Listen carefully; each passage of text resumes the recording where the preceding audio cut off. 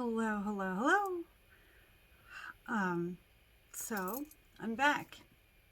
I want to say I'm going to apologize for reviewing a product as I'm figuring it out for myself, and probably should have gotten that all worked out before I get a video going and reviewing it for you. However, I would like to share some more information about the Conair humidifier. I will give you I think I posted the video back in November, but I'm going to give you my personal feelings on it as of now, and it is January. Hard to believe, but here's what it looks like on the outside on the box. Sorry. I just had carpal tunnel surgery number 1, and I'm having the other one next week. So I drop things a lot. That's just something that I can't help, and it just happens. So anyhow, this is what it looks like in the box. It is a lot better when you can have something small and refill it with something, rather than having the large room-sized humidifier, which I like that too. However, it just makes for it's harder to keep up with filling the water and that sort of thing. So on that note, I have learned that if you run out, and it doesn't matter what brand you use, mine is a certain kind, but use some distilled water. It's a little bit cleaner than tap water. I had a person write to me, send me a message, and they are translating this information, so it didn't all translate well. I know that you must be in the United States when you talked about Topeza, the medication for Graves' eye disease that was FDA approved last year in the spring. So I'm going to guess that you are in the United States, and that you are a new American. So welcome to America. I don't know if you picked a great time to come join us, but it is only available in the United States from my understanding. So if you have been given 2 doses of Topeza, then chances are you are here in the United States. So anyway, I want to talk about the personal humidifier, and I will address some of your questions to me in a moment. So that people wanting the updated review can get that without too much extra info.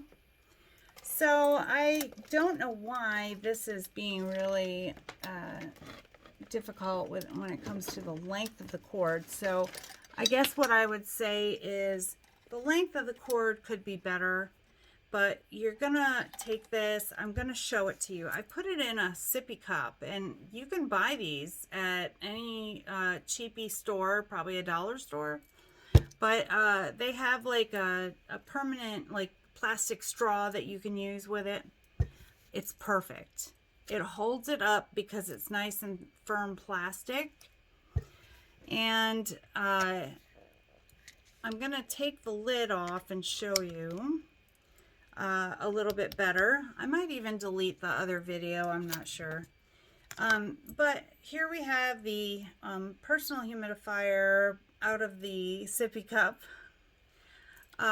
What you want to do before anything, if you just purchase this, is you're going to want to spin the flower to the right, so clockwise, and then pull it off. Okay? Then you're going to have what looks like a cigarette. One of the candy cigarettes, we'll think of it like that. And then it's going to look like this. And I have flipped mine around because it needs to be changed, but I can't find the other ones that come with it. It does come with some backup filters, and I need to locate mine. But anyway, let me pause for a moment. Okay, so I'm back, and I'm going to say that you're going to want to be really careful when you're dealing with this, because here's a little thing on the bottom. It's a screw along with a little, cap that goes onto the bottom. Okay, so you're going to want to put that on there onto the bottom and then give it a little twist so that it stays in place. I have twice in a row now, I have accidentally pushed it right off the bottom and it's gone haywire. It disappears. So you're going to want to put the flour back on with the filter inside of it and turn it counterclockwise, so to the left. Then I am going to put it into my distilled water. On the package, it shows that you should put it into just a glass of water like that. So I just went one more and decided to put it in that kind of glass of water because it was helpful. I secured the top. I've got my distilled water inside, and then I just put the flour right down inside of there. I take the USB powered wire, and then I'm gonna plug that into the side just like that. And as I'm doing that, I accidentally, but it's okay, I push the button for it to turn on, and it starts a nice cool mist of nice distilled water, clean water for your eyes, for whatever, the environment. It's great for your desk. I am going to give it 2 thumbs up. This thing has been wonderful. I love it, love it, love it. Now you can push the blue button, which is going to give you 2 hours of continuous runtime. And then if you push it a second time, I'm trying to think, it turns red, and I can't remember what the low, let's see, for low energy consumption, let's see, the red, I think that the red means that it is, I'm not seeing it right offhand, but I never use the red function. It's just basically a 15 minutes on, 15 minutes off, I think, something like that, so that it's not continuously running. But no way, I need that thing on all the time. Go figure. I love it. It's very handy because the thing I like about it, I think, is because literally you can stick it right up to your eyes, and sometimes I do, because my eyes are just dry and they need that, and they're thirsty. My eyes are always thirsty for some moisture, and in the wintertime, keeping up with that gigantic room size one is it's a pain.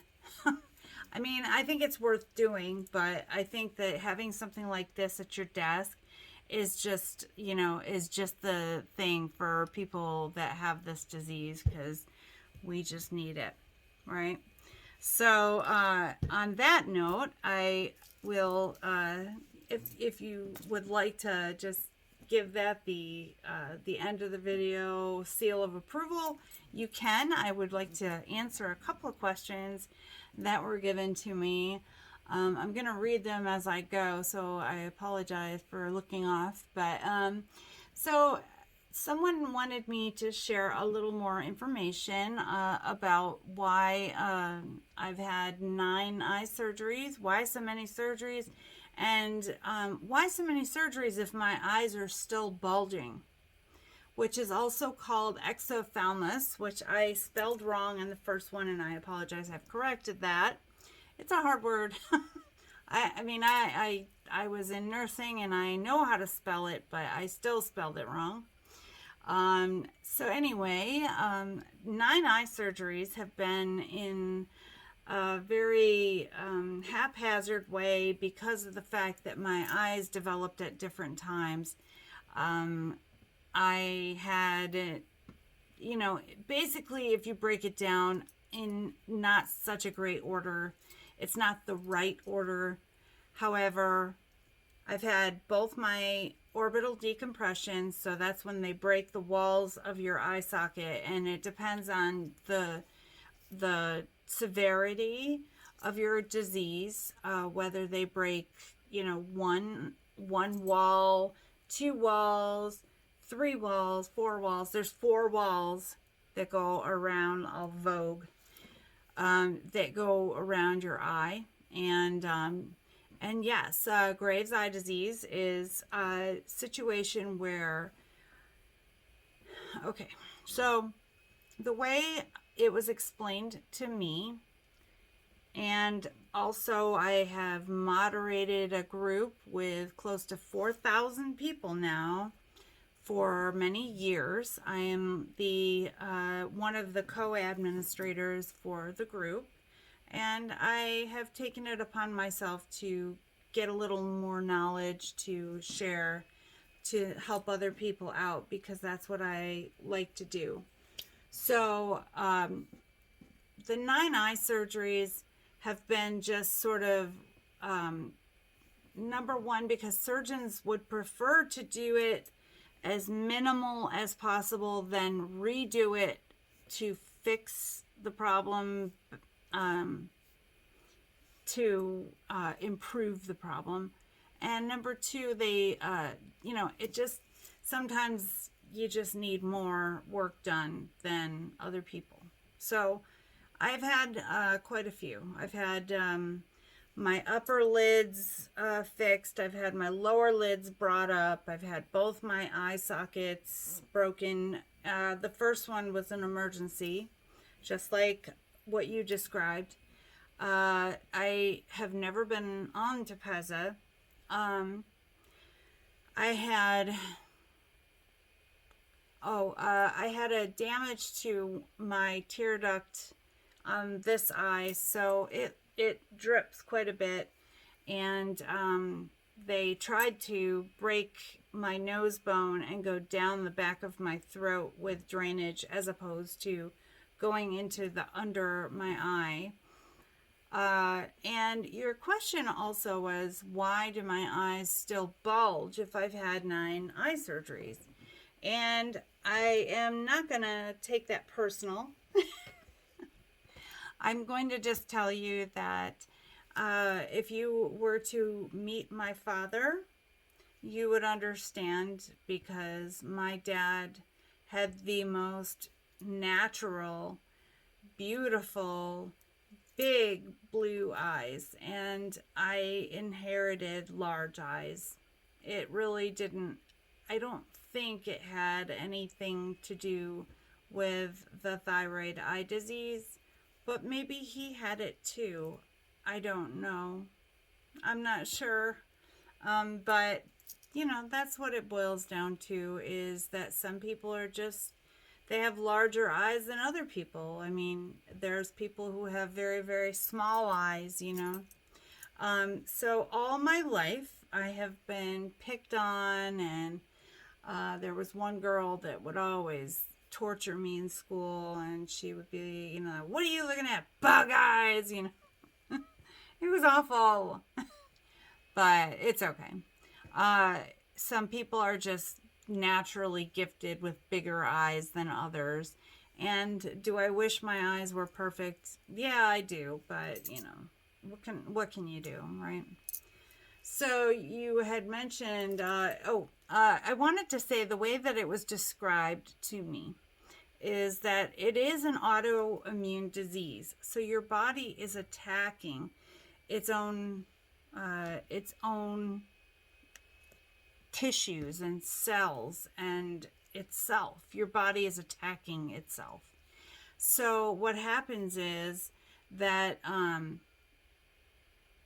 the thyroid tissue is so much like eye tissue that, because Graves' disease is a thyroid disease, it also sends the antibodies up to the fatty tissues in your eyes, and it starts to attach to the fatty tissues in your eyes, causing them to bulge and swell. And it also causes the muscles in your eyes to become leathery and sort of like old. It's not flexible anymore. It doesn't stretch the way that it's supposed to.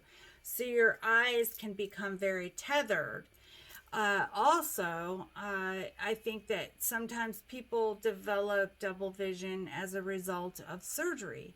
So if you have one eye with orbital decompression and the other eye has not had orbital decompression, it can cause a situation where one eye is sitting lower than the other eye. So you have asymmetry. And that's what the problem can sometimes be. So a lot of times, pediatricians do the strabismus surgeries because pediatricians are just very good at it, and they do a lot more of it than plastic surgeons for adults. I'm not sure where you are, but in our group, we have quite a listing of wonderful doctors from all over the place who have learned how to manage Graves' eye disease. And basically, I was told by my doctor that it's not curable. You can't cure Graves' disease. However, you can make a happier home for your eyes. So think of it as a family, and you have a small home, and the family grows, and you need a bigger house. So that's what the old-fashioned way of handling Graves' eye disease is. Topeza is a targeted cell therapy, and it is something that I have spent a little bit of time learning about. I have been given permission by the folks at Horizon Therapeutics to speak about the medication for them also, due to the fact that I speak with a lot of people who are in a group that are all on the medication. I would be happy to share the group's information with you, but it is on Facebook, and I am trying to just find people on YouTube who have started the Topeza therapy and who are planning to stop or have stopped or that sort of thing, because I'm trying to gather data for the members of all the groups, and then that way they can grow in their amount of information on what to tell people when they do have this is what will happen if you have to stop mid-therapy, which is what's happening. I will tell you just a brief thing about what's happening with Topeza. If you are allowed to keep going, I think I would, because most people have been stopped because of the fact that Operation Warp Speed is making all the manufacturing companies of medications like Topeza, they're being asked to stop manufacturing that and crank out the vaccine for citizens of the United States and other places. And they have given access to a very limited amount of ability to continue making Topeza. This is something that I'm going to talk about in a different video, because I think it's important that I share this information separately. It just is a better idea. I hope that what I have shared with you is helpful, and some of the symptoms that you're describing, I can definitely see that I have talked to other people who have had problems similar to yours, and support groups do go a long way. So if you are interested, I don't know what language you speak, but there are many people from different countries. Some of them are in third world countries trying to just make some sense. And Topeza is not available, from what I understand, it is not available anywhere but the US. So I'm going to guess that you are here in the US somewhere. So I'm going to talk about your left eye before I go. I do believe that, yes, the tissues and muscles can press against the optic nerve, but see, the situation is that if you're offered more Topeza, then yeah, you should take it. That means that the place that is supplying you with Topeza ordered ahead for their patients, and yes, you should take it, because there's a lot of people that wish that they could continue. They were on their 7th treatment and they're waiting on their 8th, and they are prioritizing people who were already started on the Topeza therapy. The other things, I think that they are all things that can be managed with surgery, but you can always just hold out and use Topeza, and then manage what Topeza does not fix with traditional therapy, like the ones that I've had. Let's see. The fact that your left eye sometimes is blurred and sometimes it's not, the reason I would give you is the same reason why some days my eyes look very bulged and other days they look somewhat normal. It is because, first of all, you've already had one orbital decompression, and what happens when they do that is they break the bone and it falls down into a place where they just leave it there, and that obviously is going into your sinus cavities. So it causes your sinuses to not have as much space as it used to have. So my theory, and I've had doctors say probably, is that a lot of times when people have had orbital decompression, it can cause it can cause sinus infections. And then you can get flare-ups here and there, When I just had this surgery, I woke up and I was expecting my hand to hurt like crazy, but it wasn't my hand that was hurting, it was my eyes, because they must have been open just a little bit during surgery, and it was a short surgery. But unfortunately, stupid little things like that can cause, from one day to the next or one thing to the next, it can cause some serious, strange problems. So definitely stay in touch with the people that are, your advocates with Horizon Therapeutics, so your PAM, P-A-M, and also stay in touch with your doctor. That's very, very important for you to start just documenting your symptoms, and stay in touch with these people, because they're going to be your number one source. I'm not a doctor. I don't work for Horizon Therapeutics. I'm only a Graves' disease patient who talks to a lot of people through a support group that I am an administrator for. So if you have anything else you want to ask me, feel free. I'd be more than happy to help you as much as I can. But like I said, I'm not a doctor, so it's not really responsible of me to try to tell you how it is. And, I just want you to understand that all I can do is just tell you what I know, and share with you as a friend, but not as a doctor or a professional, because that's not what I am. I'm just someone who cares a lot about people with Graves' eye disease. So I'm going to sign off on that note, and then I am going to do a different video on the Topeza situation, because I do have a lot of people that are waiting for any information that I might have in the future, or, soon.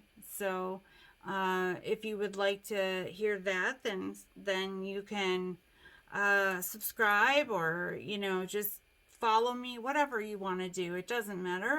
It's as long as you want to, as long as you feel good about what you're doing. So I hope you have a good night or day or wherever you are. I hope you are having a good eye day. How's that? I hope everyone that is watching this is having a good eye day, and just understand that I care about you, and I am here to help wherever I can as a friend. So have a great day. Have a great evening. I hope you get some rest. I hope you don't have bulgy eyes today. Take care of yourselves.